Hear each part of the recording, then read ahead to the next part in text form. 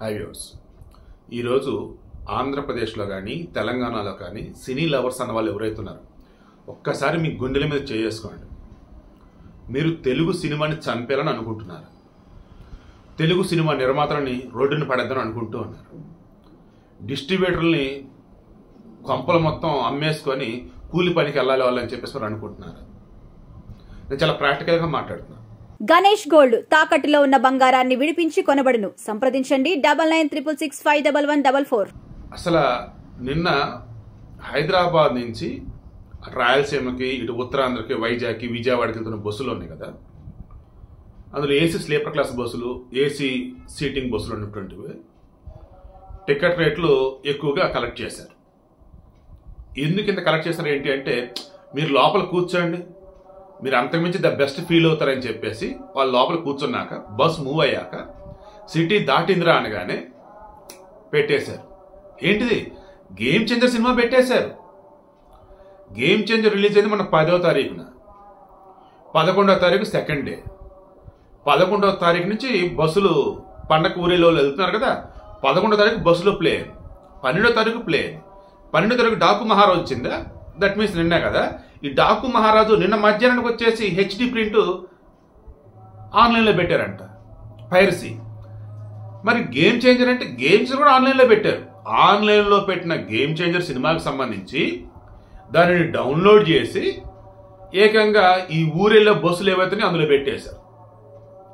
ఎంత ఘోరం అంటే అండి, ఈరోజు జనాలు ఎట్ట తయారవుతున్నారంటే, సినిమాలలో పనికి మాలిన సీన్స్ పెడుతున్నారు, సినిమాలలో అడల్ట్ సీన్స్ ఎక్కువ ఉంటున్నాయి. ఏంటి అంటే జనాలు కోరుకుంటున్నారు, అందుకే పెడుతున్నాం. యూట్యూబ్ ఛానల్స్, ఇన్స్టాగ్రామ్ రీల్స్ వద్దాం. అందులో కూడా ఆ యూట్యూబ్లో కొంతమంది గల్లీస్థానంగా పోస్టులు పెడతా ఉంటారు, వీడియోలు పెడతా ఉంటారు. ఇంకా అర్థం చేసుకోండి, ఎలా చెప్పాలి నాకు అర్థం కావట్లేదు. ఏంది ఇలా అంటే వాళ్ళకి వ్యూస్ వస్తున్నాయి, ఎందుకంటే చూసే వాళ్ళు ఉన్నారు. అరే నాయన, అది ఇది ఒకటేనా? అసలు ఈ పైరసీ చేసేది ఎవర్రా అంటే ఎవడో ఒకడు. ఇంతకు ముందు బ్లాక్లో టికెట్లు అమ్ముతున్నారు, థియేటర్లు అమ్మట్లేదు అని టికెట్ రేట్లు వచ్చేసి ఎక్కువ ఉన్నాయి, అందుకే మేము ఇలా పెడుతున్నాం అని చెప్పేసి పైరసీ చేసే వాళ్ళు అనేవాళ్ళు. ఈ ఐబొమ్మ వచ్చిన తర్వాత ఏమైందంటే వాళ్ళు మధ్యలో ఇలాగే పెట్టి ఇలా వద్దని చెప్పేసి ఓన్లీ ఓటీటీలో పెడుతున్నారు. ఈవెన్ ఓటీటీలకు సంబంధించి కూడా ఆ ఓటీటీ ప్లాట్ఫామ్స్ వచ్చేసి అమెజాన్ కావచ్చు, G5 కావచ్చు, సన్ నెక్స్ట్ కావచ్చు, డిస్నీ హాట్స్టార్ కావచ్చు, ఆహా కావచ్చు, వీళ్ళైనా సినిమాలు కొనుక్కుంటారు కదా.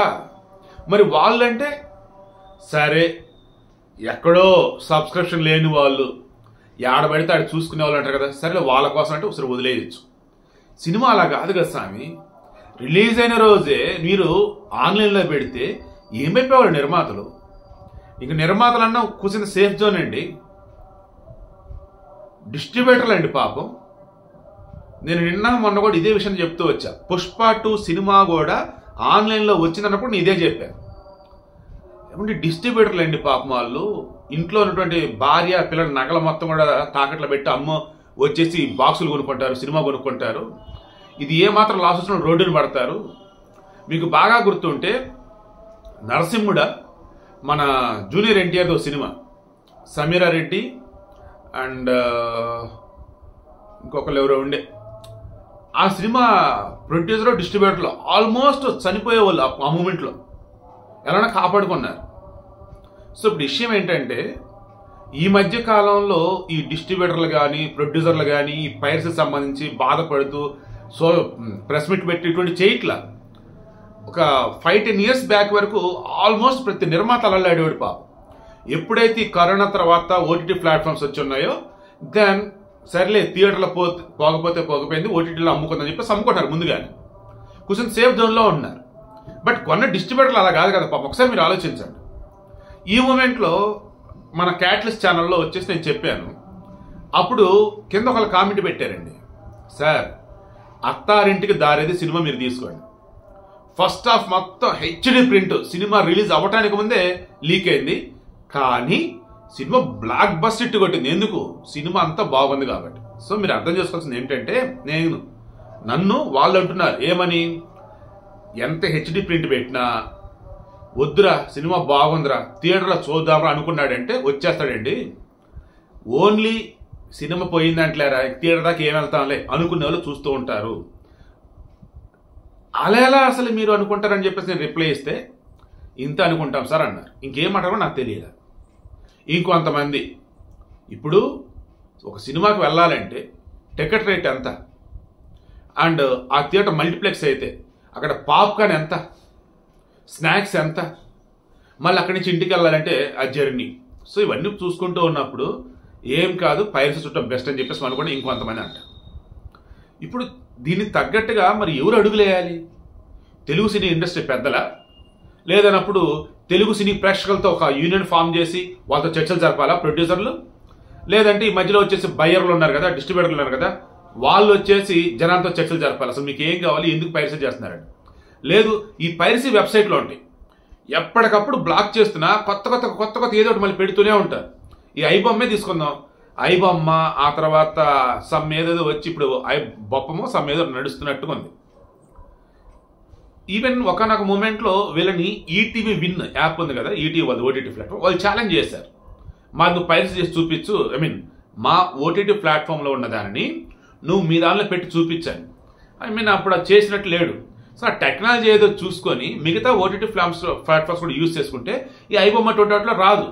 అయితే ఇక్కడ వీళ్ళ ఓటీటీ ప్లాట్ఫామ్స్లో పనిచేసే వాళ్ళు ఎవరైతే ఉన్నారో, లేదు వీళ్ళకి ఎవరైతే టెక్నాలజీ ప్రొవైడ్ చేసే వాళ్ళు ఉన్నారో వాళ్ళల్లో ఒకళ్ళు ఈ బయట ఎవరైతే పైరసీ రిలీజ్ చేయటం కానీ లేదు అన్నప్పుడు ఈ ఓటీటీ సినిమాలని వెబ్సైట్లో పెడుతున్న వాళ్ళు ఉంటారు కదా సరే, వీళ్ళకి ఏదైనా లింక్స్ ఉండాలి. లేదు పోలీస్ కన్నా దొంగతల తెలివిగలవాడు అందుకే దొరకడని అంటూ ఉన్నట్టయితే ఈ పైరసీ వాళ్ళకి ఎవరు పట్టుకోవాలి మీరే చెప్పండి. ఎన్నిసార్లు ఎన్ని పైరసీ వెబ్సైట్లు తీసి అవతల పడేసినా మరలా ఏదో ఒక విధంగా పెడుతూనే ఉన్నారు. కనీసం ఒక 10 రోజులన్నా ఆగకుండా అయ్యా, అరే రిలీజ్ అయిన రోజే పెట్టి నెక్స్ట్ డే వచ్చేసాక బస్సుల్లో పెడుతుంటే నాకు అర్థం కాని విషయం ఏంటంటే, సరే ఇంట్లో కూర్చున్నాడు చూసుకున్నాడు అనుకుందాం, డాకు మహారాజు లాంటిది. గేమ్ చేంజర్ వచ్చేసి ఏకంగా ఊరెళ్ళే వాళ్ళలో ఆ బస్సులో పెట్టారంటే ఆ బస్సులో Balakrishna fans, Chiranjeevi fans, Pawan Kalyan fans, of course వాళ్ళంతా mega fans, Nandamuri fans, Akkineni fans, Daggubati fans ఉంటారు కదా, అంతా కూడా ఉంటారు కదా బస్సులో. ఒక్కళ్ళన్నా ఏందే నువ్వు గేమ్ చేంజర్ సినిమా పెట్టు అని చెప్పేసి ఒక్కళ్ళన్నా అసలు అడిగారా? పోనీ ఆ విషయాన్ని 100 పోలీసులు ఫోన్ చేసి చెప్పారా?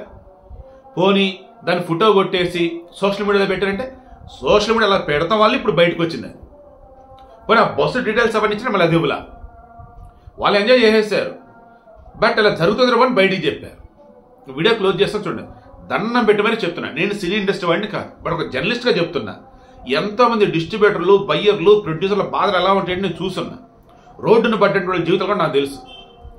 మనం కాసేపు టైం పాస్ అన్నట్టుగా పైరసీ ఎంకరేజ్ చేస్తే రానున్న రోజులలో తెలుగు సినిమా తీరండి. అయితే సినిమా తీసి ఓటీటీకి అమ్మేసుకుంటారు. ఎందుకు టికెట్ రేట్లు ఎక్కువ పెడుతున్నారంటే ఇదిగో ఇందుకే.